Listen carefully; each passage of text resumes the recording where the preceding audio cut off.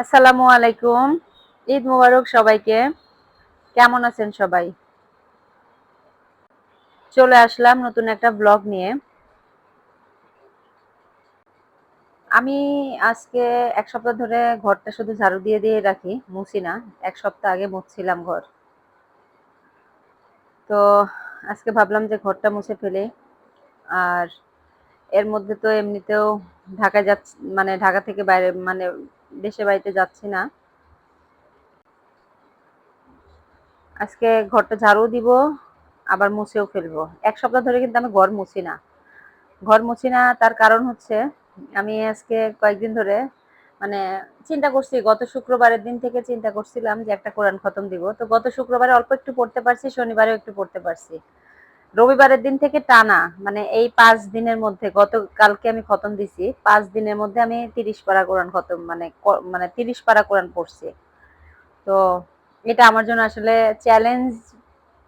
চ্যালেঞ্জও হতে পারে, আবার মানে কেমন যেন পড়তে গেলে না মনে হয় কি আরেকটু পড়ি, আরেকটু পড়ি, আরেকটু পড়ি, এরকম করতে করতে না আমার পুরো সারাদিনে আমার ৫ পারা ৫.৫ পারা করে হইতো। আর যেহেতু রোজা ছিলাম আমরা, রান্না বান্নারও এরকম ঝামেলা ছিল না, সেহেতু আলহামদুলিল্লাহ, মানে নামাজ নামাজ আর রোজা এগুলা নিয়েই ছিলাম এই একটা সপ্তাহে ধরেন। তো আজকে ভাবলাম যে ঘরটা পরিষ্কার করে ফেলি, আর হচ্ছে মুছে টুছে ফেলি, আর একটু হালকা পাতলা রান্না রান্না বলতে সেরকম কোনো কিছু না। আর আমার ছেলে বলতেছিল যে আজকে আম্মু চলো বাইরে গিয়ে ইফতারি করি। সেও যেহেতু রোজা, রোজা রাখলে তার বাইরের খাবার খাইতে ইচ্ছা করে, মনে হয় যে দুনিয়ার সব খায় ফেলবে, কিন্তু আসলে কিছুই খায় না, একটু একটু করে খায়। তো আজকে সে যাবে পাস্তা খেতে। তো পরে বললাম যে ঠিক আছে চলো আজকে আমরা বাইরে ইফতারি করি।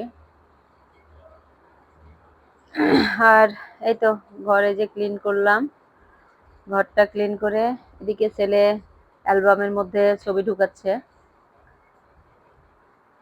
আমি যেহেতু কোনো কিছু রান্না নাই, সেহেতু একটু শুধু সেমাই রান্না করে ফেলবো।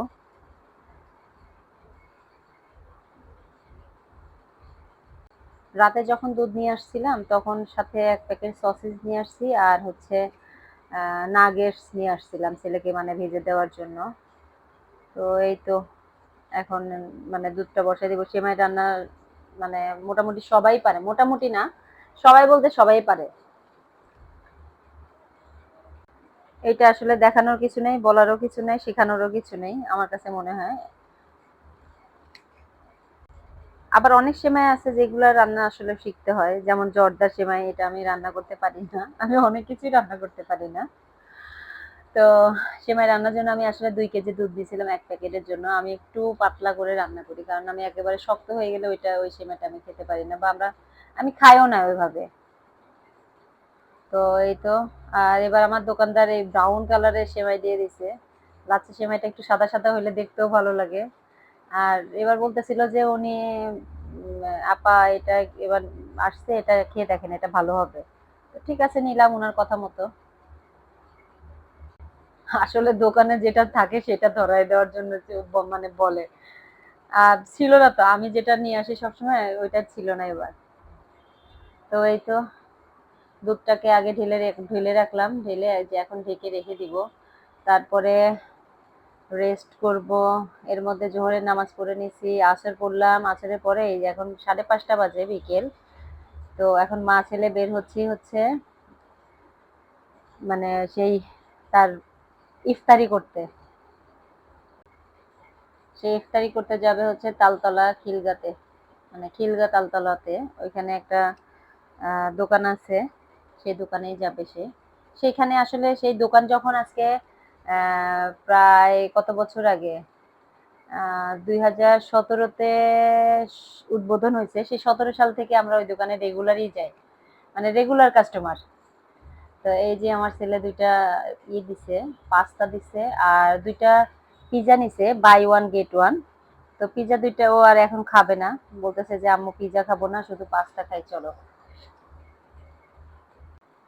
এই তো এখন খাওয়া-দাওয়া শেষ করে এখন এই যে আমরা পাশে একটা বাটা ছিল, বাটার দোকানে ঢুকছিলাম দেখি কোনো কিছু পাওয়া যায় কিনা ছেলের জন্য। তো ওর আবার পছন্দ হয় নাই। তো ভাবলাম যে একটু অন্য দোকানে যাই। তো দেখেন মানে আমি বাটা দোকানের সামনে থেকে কিন্তু নিছি, ভূতের আড্ডার সামনে থেকে নিছি। মানে এত পরিমাণে মেহেদি লাগানোর লোক বসে গেছে, এত পরিমাণে, মানে জায়গায় জায়গায় এরা বসে আছে। তো আমার ছেলে গিয়ে বলতেছে যে আপু আমাকে একটু নাম লিখে দেওয়া যাবে।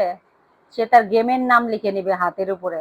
তো এই লিখতেই শুধু 100 টাকা, মানে ওরা শুরুই করে 100 টাকা থেকে। তো আমি আবার পরে চিন্তা করলাম যে ও যেহেতু মানে নাম লিখতেছে, আর আমিও আসলে ওভাবে মেহেদি লাগাই না, তো ভাবলাম যে আমিও একটু লাগাই নেই ওদের কাছ থেকে। তো দুইজন দুই হাতে দিয়ে দিছে, এই জন্য দুইজনেরটা দুই রকম হয়েছে। একই ডিজাইন দিছে কিন্তু দুইজনেরটা দুই রকম হয়েছে, একজনেরটা একটু হালকা হয়েছে আর একজনেরটা একটু মানে ভারী হয়েছে, বোল্ড করে দিছে, একজন একটু মোটা মোটা করে দিছে। তারপরেই তো সেটা নিয়ে আবার 2টা পিৎজা নিয়ে এই যে বাসায় চলে আসলাম। আজকের মতো বিদায় নিচ্ছি। সবাই ভালো থাকবেন, সুস্থ থাকবেন, আমাদের জন্য দোয়া করবেন। আবারও সবাইকে ঈদ মোবারক।